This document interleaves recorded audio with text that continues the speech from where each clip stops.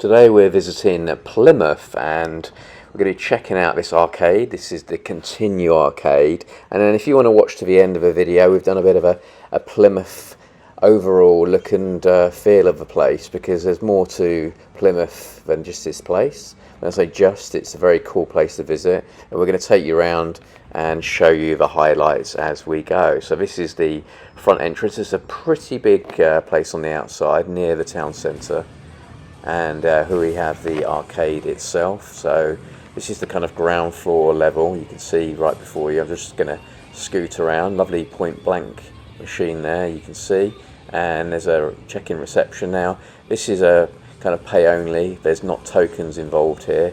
Now you can like tokens or you can not, and I actually prefer doing the pay only thing personally. So as I say, going to take you around, just give you a flick around room to room.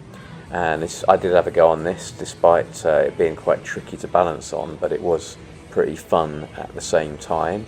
So then you go upstairs, and we're picking up the old PS2 controller. Quite a nice place to chill out down this place.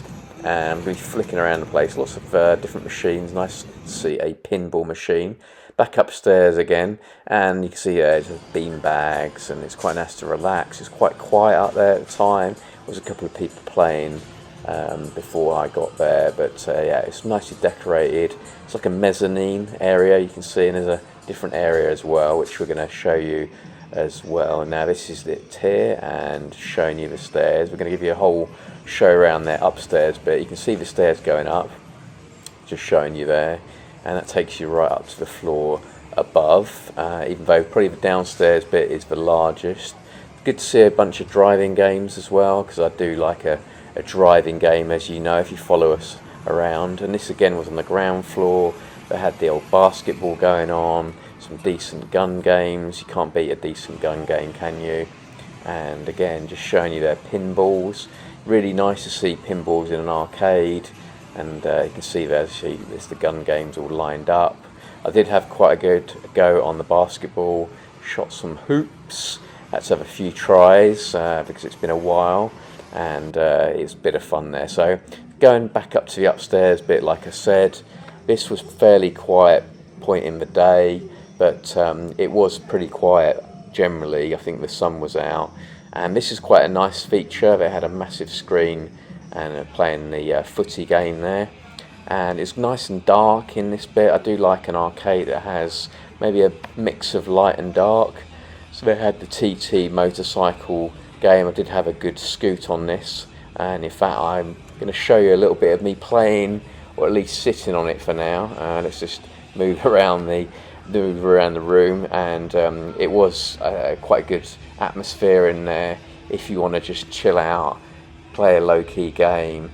The dim light, I like an arcade that has a few different features of light, and this did have that going on for it. So there's the game. I'm not going to play it too much because obviously I'm recording at the same time. We're still in the upstairs bit, like I said. They had some graphics and that around the room, which was nice to see. It was nicely decorated and in good order. Didn't see any machines that were particularly off too much, and they're performing well. So obviously you need to know that when you go into a place. I did have a little scoot on this. Balancing was fun, but I did get through the whole piece, and this is just giving you a bit more of a wider view and playing the old gun games. You can't beat it really. So just showing you the entire room aside from what you've seen already. There was a back bit here, lots of little kind of pockets of things to pick up. Which another thing you can get in here is some drinks. They had some pretty decent number of options for drink, which is cool. So you can see here there's there's a whole menu system, and just showing you the close-ups here of the games. And beyond this, Portsmouth itself, which is a really nice place to tour. Went to some museums, felt like I was in an adventure game myself really, which is really nice. And it's got very seafaring side to the place beyond the arcade. It kind of got me in the mood for maybe playing some games like Sea of Thieves, which was cool. And obviously there's Pirates as well, which you can play on the Commodore 64 and various other things. Like I said, it's very seafaring, so what couldn't be more seafaring than visiting the aquarium. And again, lots of games are springing to mind. So they didn't have any water games in the arcade, but I did get the whole underwater experience going here. It reminded me of things like Echo the Dolphin, obviously water levels on the Turtles game. So yeah, you know, it's nice to kind of capture the location if you're going to do an arcade tour. And this definitely had the whole seafaring aspect to it. Plymouth, a bit like Portsmouth really, is known for its being by the sea, there's many rivers as well to explore. And for me, I kind of get a bit of inspiration for content and games when I'm actually in a location. So there's the arcade itself, but it's being around a place that reminds me of something different. Maybe it's a city.